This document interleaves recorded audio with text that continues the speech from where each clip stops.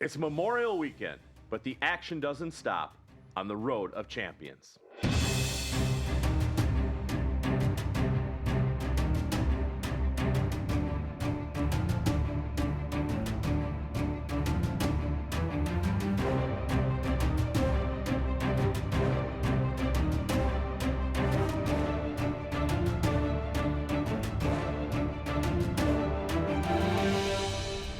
Welcome to the Road to Champions. I'm your host, Brian Sweeney, the voice of the Women's Football Alliance Pro Division National Championship game. Another great weekend of football is behind us, and we are already into Week 5 of the WFA Pro season. We have 4 games scheduled for this Memorial Weekend, and Alex, it's the time of the year where we start asking ourselves, what if, when we look at the schedules?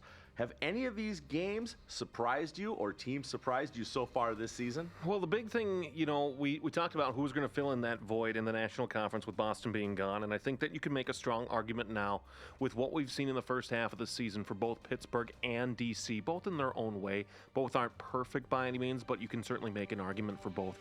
I really like what I've seen out of Nebraska in the American Conference. I wasn't expecting them to be this pro-ready as they have been. Granted, they still have to get past a Minnesota and a St. Louis, but compared to the other teams in that American Conference, Nebraska's a team that's really jumped out and surprised me this season. Same, too, you can argue for the Nevada Storm after the massive losses that they had last year. They're starting to put back together a really nice season, especially against pro divisions, even though they lost this past week.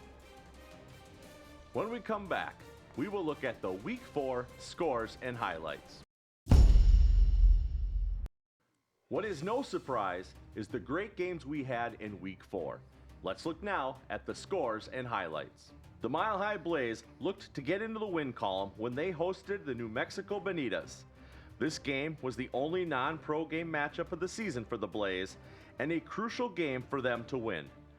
From beginning to end, the Blaze knew this and came away with the important win by blanking the Bonitas 31-0. In a game between two teams yet to win, the Austin Outlaws were welcomed by the Dallas Elite Mustangs. This game was hard fought, and Dallas put up the most points since these teams met last June, winning 22-14. Look for a rematch next week.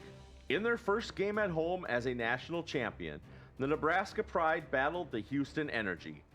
The Energy entered this contest as only one of 4 undefeated teams in the Pro Division, and Nebraska was wanting a successful homecoming. When the clock hit 0, it was the lowest point total of the weekend, but for Nebraska, it was their second win of the season, 13-12. And the Cali War were looking for revenge from a Week 1 loss when they welcomed the Nevada Storm. At the half, it was looking like Nevada would get the season sweep as they went into the locker room up 16-0. The second half was all war, however, when they put up a total of 34 unanswered points and were successful in getting the season split 34-16.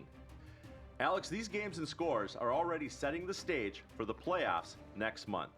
Your thoughts on these results and how close the scores were in the pro versus pro games? Well, when you look at these games and you look at the results here from this last week, there's still that clear gap at the top. You have those 4 teams, both American and national, that are what seem to be leaps and bounds better than everybody. You see your Minnesota, your St. Louis, your D.C., and your Pittsburgh as those teams that are that upper echelon, those real Canton contenders, if you will, here in this spot. But then you have that great wide middle, and perhaps more so this year than in any year past, that great wide middle is not just getting bigger, it's getting better too.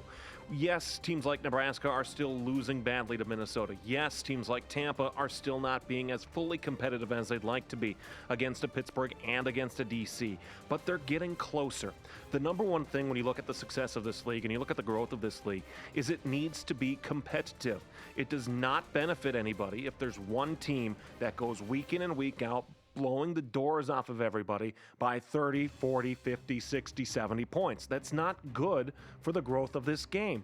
And when you see these competitive scores, like a 1-point game between Houston and Nebraska, you see that back and forth swing where Cali has to come back in huge fashion against Nevada to try to not get swept in that season series by a team that, on paper, you are not better than.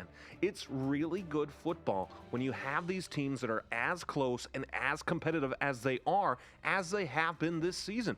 This has been fun, and it's going to bode well for the postseason and seasons to come. And in the Week 4 Game of the Week, two of the longest running programs in the WFA met for just the second time when the DC Divas were welcomed by the Minnesota Vixen live on the All Women's Sports Network.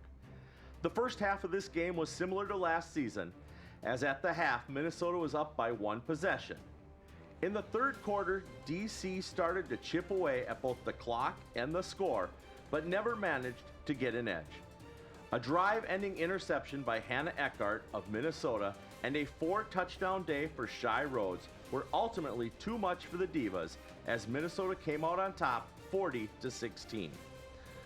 Alex, this game lived up to its hype as both teams battled both on the ground and in the air, and on both sides of the ball. Did this final result get you to join the Vixen bandwagon? You know, it's a tough conversation to have looking at it from the outside perspective, where this is a game that the final score that we have on paper is not, to me, indicative of the game that was played. Minnesota had some chances. DC was perhaps too aggressive for their own good, especially in the first half. But the big storyline in this first half of this game, Brian, the amount of dropped passes by DC receivers. And not just, drops in traffic, but drops uncontested. I can think of one where Amanda Congialdi has a wide open receiver, just a simple go route right off the left side of the formation, and with nobody within 20 yards of her, the ball is dropped. And you think about, in terms of DC, yes, you're aggressive, but that aggressiveness needs to pay off. I sent you a message very early on in that game. I was like, nice punt. Because sometimes, especially early on in that game, you have to be willing to take those little losses and play that battle for field position. DC didn't do that for me, and maybe if Minnesota gets out to the lead that they did, that's where that comes back to hurt you. And for me, the DC Divas did not so much as play this game the way that I thought that they should have. It should have been an opportunity. Yes, you're playing to win, but you have to play smart too, because this is a game that when you look at it, could this be a matchup in Canton, Ohio this July? Absolutely it could. But you have to remember, this is a regular season game, and these results matter. Massey doesn't care how you get to this 40-16 scoreline. What Massey should, and probably needs to recognize is that this was a one-possession game in the fourth quarter. This was a game until DC started to get really aggressive with their play calling. And I said last week a defensive score was going to be the difference here. Look at that, Hannah Eckhart with that interception that sealed it. And so for me, is it enough to get on the Minnesota bandwagon? Yes and no. I liked what I saw of the offense again on a chilly day here in the Twin Cities. I really liked that. I liked the defense as well, but again, the question I have to ask is how much of it was DC making mistakes and Minnesota not executing? The win is great, the win is there, but can Minnesota still play that full 60-minute game against a DC, against a Pittsburgh? They haven't yet. Maybe next time they play St. Louis will be that. When we return, we will look at the Week 5 matchups. Week 5 is Memorial Weekend, and there are 4 matchups scheduled for the WFA. Here are this week's matchups. The 0-2 Tampa Bay Inferno welcome the 2-1 Palm Beach Coyotes of Division II. After a week off, the Inferno are looking to build on the success that they found 2 weeks ago in DC. Last season, these teams split the series, with each team winning on the road. After their week off, the 3-0 St. Louis Slam are back at home to play the 1-1 Derby City Dynamite of Division II. St. Louis is looking to extend the longest active winning streak in the WFA to 13. And in pro versus pro games, the 2-1 Nebraska Pride are at home again, this time when they host the 1-2 Mile High Blaze. Philly, Minnesota, Cali, Houston, Dallas, and Nevada are all on byes for Week 5. Alex, St. Louis continues to roll, and Nebraska is the first D2 champion to find early success at the pro level. Your thoughts so far on the pro season? Well, I think you could add the 2022 Nevada Storm to that conversation, too. They had some really good results their first season at the top flight of the WFA, but Nebraska's done it in a different way. Their offense, again, has been ready, and now their defense is starting to come around with that, too. You look at the rest of these games, these are some good opportunities for both Tampa and St. Louis to be able to keep their winning ways going. Certainly for St. Louis, more so for Tampa to be able to find them, but West Palm Beach is not an easy out, whether you're a pro team or your Division II team. This is one of those games that you look at, and it's that team right there that might upend a season for a pro division team, whether it be Tampa or whether it be somebody else down the road. Otherwise, you look at that too. Nebraska, again, keep the mojo going against Mile High. You have some really good results from their game earlier on this season. You're looking to run it back here again this week, and all of a sudden, you win today, and you've got a guaranteed 500 record your first season at the top flight. Yeah, you got some tough matchups remaining, but still, good season for Nebraska. And in the Week 5 Game of the Week, in a game that could be a teaser of the National Conference Championship game in July, the 2-1 DC Divas are back at home where they face off with the 2-0 Pittsburgh Passion. These teams will meet again in 2 weeks in Pittsburgh.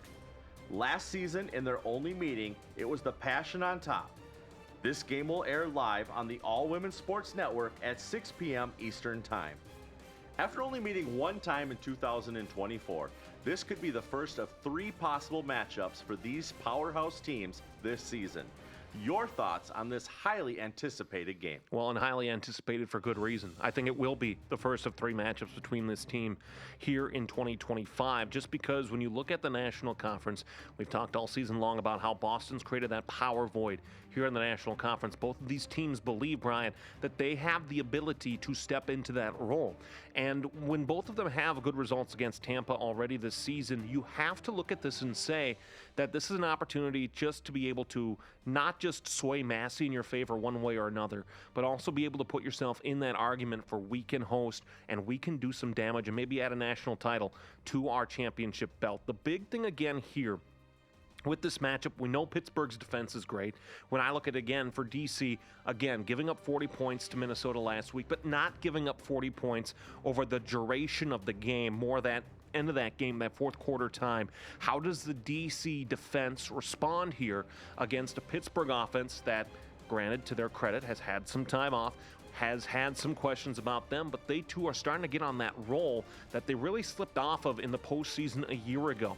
This is a good opportunity for Pittsburgh to be able to look at the rest of the American Conference and the National Conference as well and say, we, not St. Louis, are the team to beat. But they need to do so against a pretty good defense that seems to be figuring their stuff out in D.C. And then it's up to the quarterback play. You know, Amanda Congialdi tried to will her team to come back against Minnesota last week and really was arguably, for both sides, Minnesota and DC, was the best player on the field that day.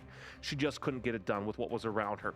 She needs more out of those support players because she can win a game by herself, but she needs more at this level because you can do that against a Baltimore. You can do that against a New York Wolves from last year, but you can't do that now.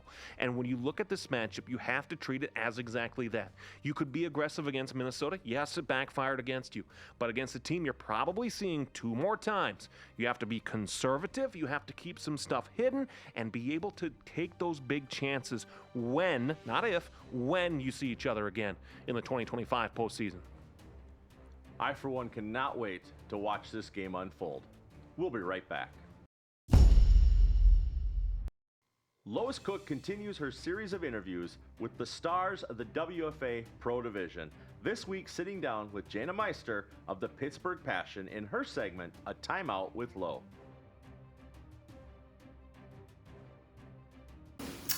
My name is Jana Meister. I'm a wide receiver and I play for Pittsburgh Passion. She gets pressured from behind. She dumps it off to Meister, and Meister is going to pick up the first down. So how do you feel about the WFA, the experience of playing women's football at the highest level?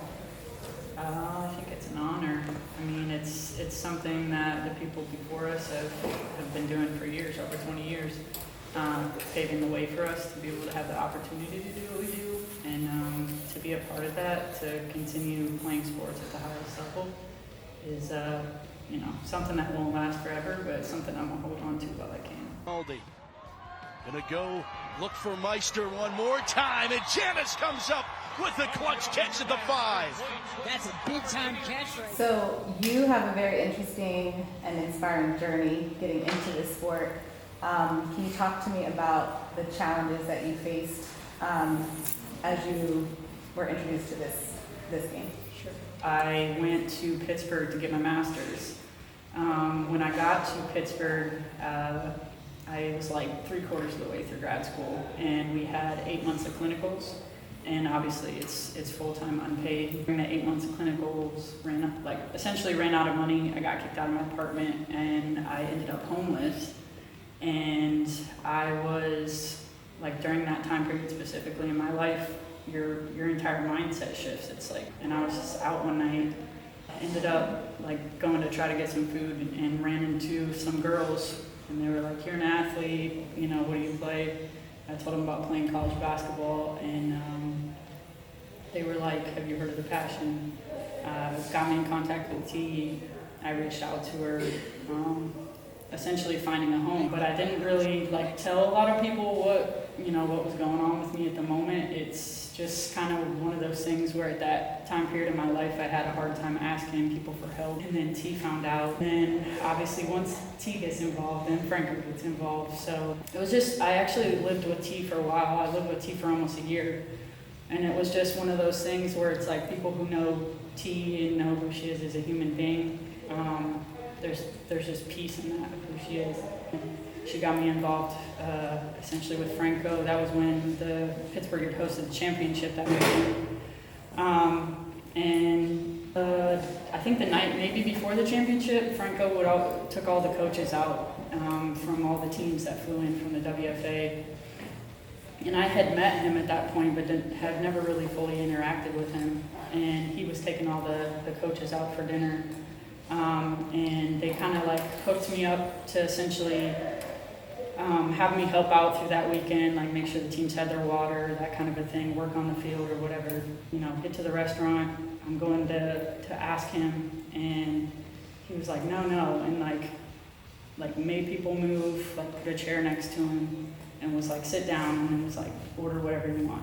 Like, I'm talking like, I didn't even know there was that many courses, but he would like make sure I was fed. Looking at Franco, I'm like, this man doesn't even know me. And I'm surrounded by these beautiful people who are just like taking me under their wing, and they've only known me like a month. So for that to be my first impression of Franco Harris, me not even being from Pittsburgh and him not knowing me and just like taking me in, it was a lot.